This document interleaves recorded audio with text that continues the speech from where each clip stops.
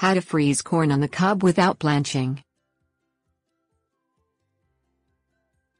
When your corn harvest all comes in at once or you pick up a bargain bushel at your local farmer's market, there is a safe, easy and quick way to freeze corn on the cob without heating up the kitchen with a big pot of boiling water.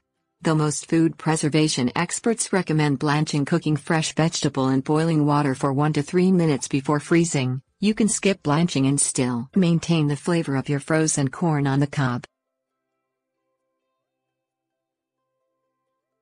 Things you will need: large freezer bags, big enough to hold frozen corn. Knife. Cookie sheet. Permanent marker or pen. Pick corn on the cob from the garden early in the day so you will get that just picked flavoring. Allow you time to freeze the corn the same day you picked it. Do not husk the corn before you freeze the corn. Trim any corn silk and ragged husk ends from the cob with a knife or scissors.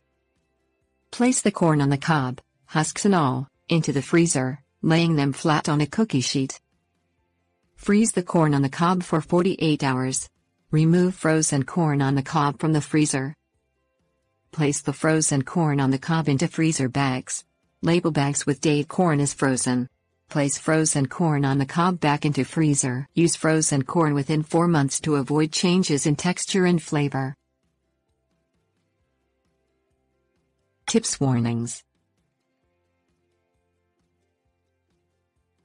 Some experts recommend pulling back the husk, removing the silk, cleaning with water, and letting cobs dry before replacing the husk and freezing, though opinions vary.